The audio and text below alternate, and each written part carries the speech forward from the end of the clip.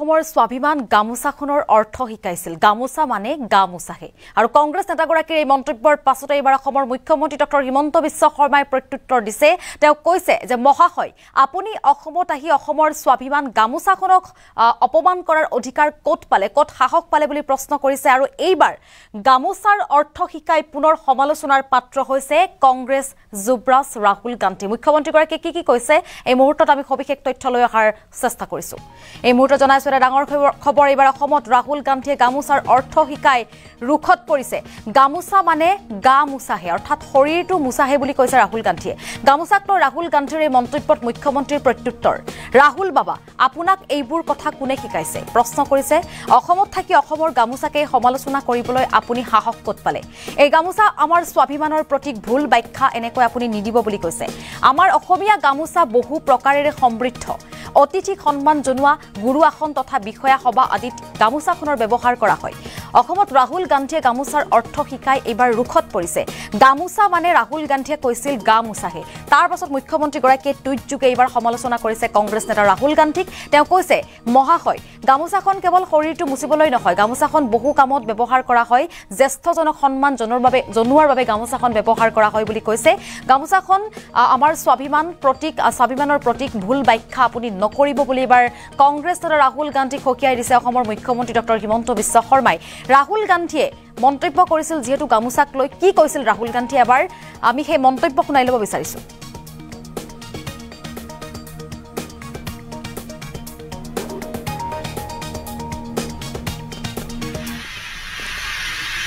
वापस बस में गया तो किसी ने मुझे बोला कि इसको हम असम में गमछा नहीं कहते हैं इसको हम गमूचा कहते हैं तो मैंने पूछा ये गमूचा का क्या मतलब होता है तो उन्होंने मुझे बताया ग मतलब शरीर और मूचा मतलब साफ करना गमूचा मतलब इससे हम अपना शरीर साफ कर सकते हैं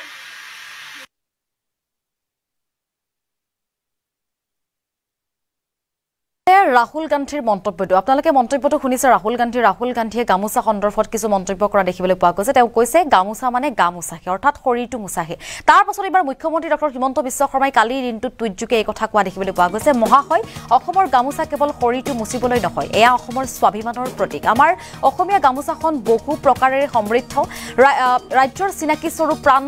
প্ৰাণৰ বিহুত গামোচাক আমি ব্যৱহাৰ কৰোঁ আৰু লগতে অতিথিক সন্মান জনাও আমি গামোচাখনেৰে গুৰু আসন তথা বিয়া সভা আদি পবিত্ৰ ক্ষণত আমি গামোচাখন ব্যৱহাৰ কৰোঁ বুলি কৈছে অসমৰ মুখ্যমন্ত্ৰী ডক্টৰ হিমন্ত বিশ্ব শৰ্মাই লগতে আপোনাক এই কথাবোৰ কোনে শিকাইছে বুলি প্ৰশ্ন কৰিছে নে আপুনি উদ্দেশ্যপূৰ্ণভাৱে কৈ থাকে প্ৰতিদিনে এই কথাবোৰ এই বুলি এবাৰ ৰাহুল গান্ধীক কটাক্ষ কৰিছে ৰাহুল গান্ধীক সমালোচনা কৰিছে অসমৰ মুখ্যমন্ত্ৰী ডক্টৰ হিমন্ত বিশ্ব শৰ্মাই আজি ৰাহুল গান্ধী আজি অসমৰ পৰা গৈছে পশ্চিম বংগলৈ গৈছে কিন্তু অসমত যেতিয়া উপস্থিত হৈছিল কংগ্ৰেছ নেতা ৰাহুল গান্ধী ভাৰত জোড়ো ন্যায় যাত্ৰা অব্যাহত আছিল কংগ্ৰেছ নেতাগৰাকীৰ তাৰ পাছত কিন্তু বিভিন্ন ধৰণৰ অপ্ৰীতিকৰ ঘটনা সংঘটিত হৈছে অসমত সেই কথা নতুনকৈ কোৱাৰ হয়তো প্ৰয়োজন নাই অসমত যেতিয়া ৰাহুল গান্ধী উপস্থিত হৈছিল তাৰ পাছতেই নেতা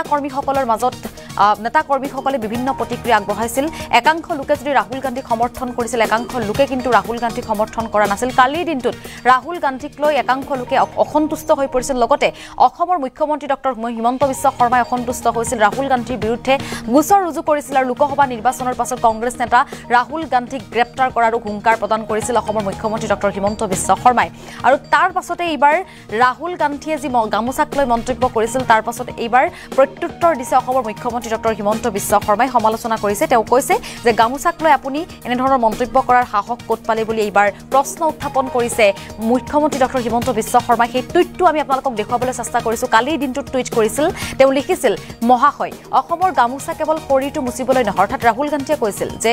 গামোচা শৰীৰটো মুছিবলৈ ব্যৱহাৰ কৰা হয় তাৰ প্ৰত্যুত্তৰত কৈছে অসমৰ গামোচাখন কেৱল শৰীৰটো মুছিবলৈ নহয় অসমৰ স্বাভিমানৰ প্ৰতীক এয়া অৰ্থাৎ গামোচাখন আমাৰ স্বাভিমানৰ প্ৰতীক আমাৰ অসমীয়া গামোচাখন বহু প্ৰকাৰেৰে সমৃদ্ধ আমি বহু কামত অসমীয়া গামোচাখন ব্যৱহাৰ কৰোঁ অতিথিক সন্মান জনোৱা জ্যেষ্ঠগৰাকীক সন্মান জনাবলৈ গামোচাখন ব্যৱহাৰ কৰোঁ গতিকে আপোনাক এই কথাবোৰ কোনে শিকাইছে আপুনি উদ্দেশ্যপূৰ্ণভাৱে কৈ থাকে প্ৰশ্ন কৰিছে এইবাৰ অসমৰ মুখ্যমন্ত্ৰী ডক্টৰ হিমন্ত বিশ্ব শৰ্মাই যদি সম্ভৱ হয় পুনৰবাৰ ৰাহুল গান্ধীয়ে যি গামোচাক লৈ মন্তব্য কৰিছে সেই মন্তব্য আগবঢ়াব বিচাৰি और मैंने गमछा बोला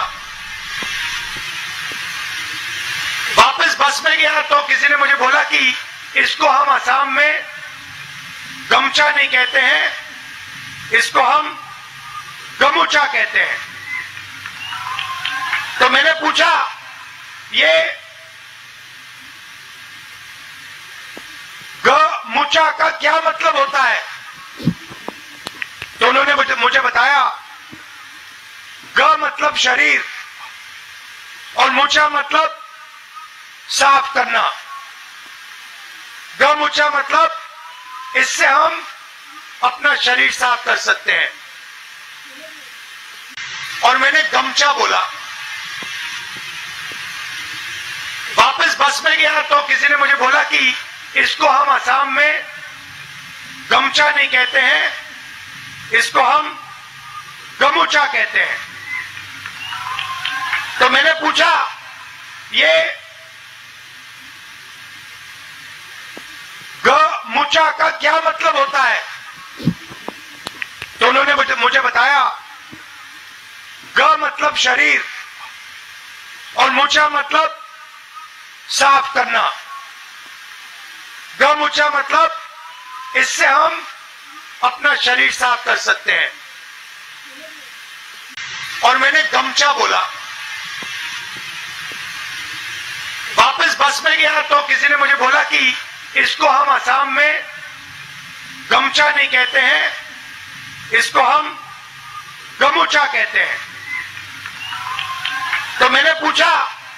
ये गमूचा का क्या मतलब होता है तो उन्होंने मुझे बताया ग मतलब शरीर और मूचा मतलब साफ करना गमूचा मतलब इससे हम अपना शरीर साफ कर सकते हैं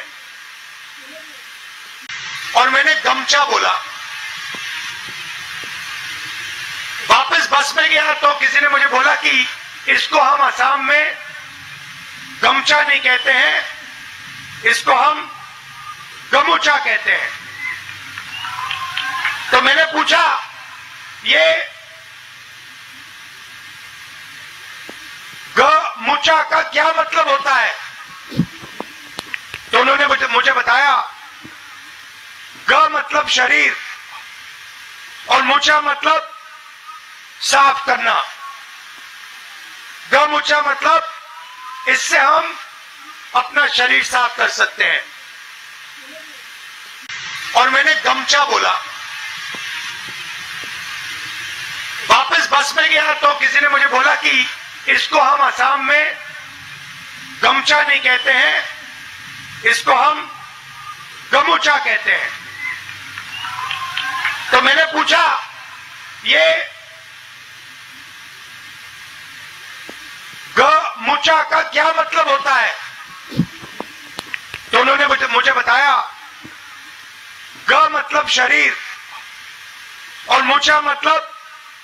साफ करना गमूचा मतलब इससे हम अपना शरीर साफ कर सकते हैं और मैंने गमछा बोला वापस बस में गया तो किसी ने मुझे बोला कि मैं दुटा तीनटा प्रश्न कांग्रेस दलक करिब खुजो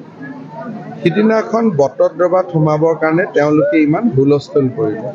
किन्तु राहुल गांधी डांगरिया गुवाहाटीर পৰা भूपेन हाजरिकार समाधिर सन्मुखेदि पार হৈ গল तेओतो भूपेन हाजरिकार समाधित 1 मिनिटो नरखिले সেই राहुल गांधीये हाजोर पुआमक्का আৰু হয়গ্ৰীব माधव मंदिर दि पार হৈ গল तेओतो तात 1 मिनिट समय नरखिले সেই राहुल गांधी बरपेटा सत्तर सन्मुखेदि पार হৈ গল बरपेटा सत्तरটো 1 मिनिट समय नरखिले कामाख्या मंदिरतो नरखिले तारमाने गोटे घटनाটো আৰু এয়া আছিলে ৰাহুল গান্ধীৰ আমি মন্তব্য আপোনালোকক শুনাবলৈ বিচাৰিছো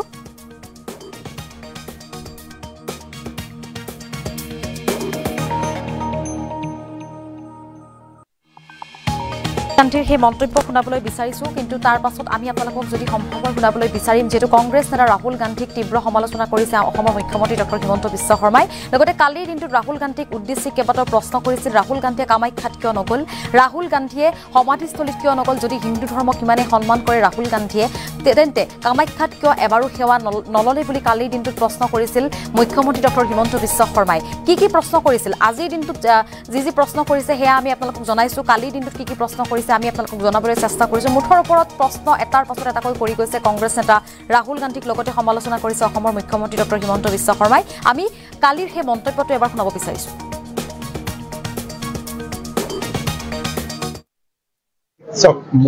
মই দুটা তিনিটা প্ৰশ্ন কংগ্ৰেছ দলক কৰিব খুজিম। সিদিনাখন বটদ্ৰৱাত সোমাবৰ কাৰণে তেওঁলোকে ইমান হুলস্থুল কৰিলে, কিন্তু ৰাহুল গান্ধী ডাঙৰীয়া গুৱাহাটীৰ পৰা ভূপেন হাজৰিকাৰ সমাধিৰ সন্মুখেদি পাৰ হৈ গ'ল। তেওঁতো ভূপেন হাজৰিকাৰ সমাধিত 1 মিনিটো নৰখিলে। সেই ৰাহুল গান্ধীয়ে হাজোৰ পুৱামক্কা আৰু হয়গ্ৰীৱ মাধৱ মন্দিৰ দি পাৰ হৈ গ'ল। তেওঁতো তাত 1 মিনিট সময় নৰখিলে।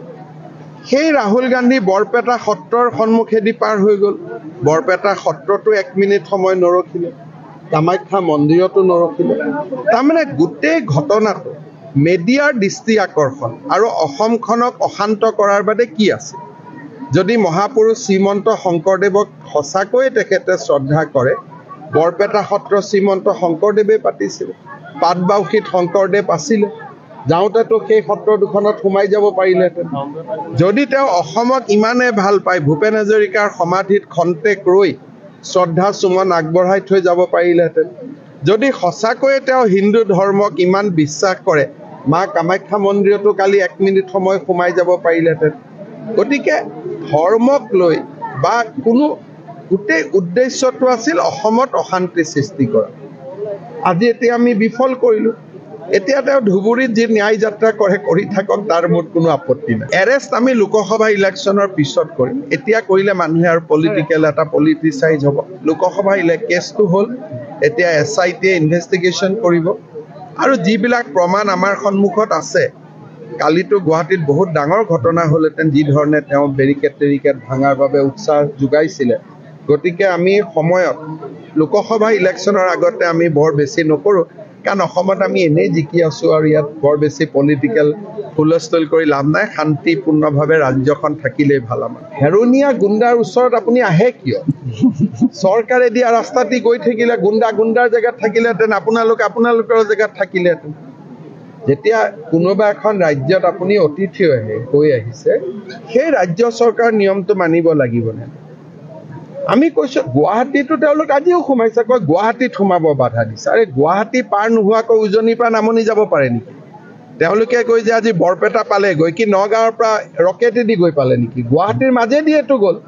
খালি আমি কৈছিলোঁ যে এইটো ৰাস্তা দি নাযাব, X ৰাস্তা দি নাযাব, Y ৰাস্তা দি যাব। সেইটোত কি আপত্তি কৰিবলগীয়া আছে? সেইখনোতো গুৱাহাটীয়ে। এতিয়া গুৱাহাটী সোমাব আমাক বাধা দিছে। আৰে গুৱাহাটী যদি আপোনালোক নোসোমালে, তেতিয়া নগাঁৱৰ পৰা আপোনালোকে বৰপেটা কি ৰকেট লঞ্চাৰ দি গৈ পালে নেকি? এনেকে অদ্ভুত কথা কৈ থাকিব নালাগে। আৰু এই অদ্ভুত কথাবিলাকৰ জৰিয়তে সস্তীয়া ৰাজনীতি কৰিলে বহুত দীঘলীয়া ফলাফল নাপায়।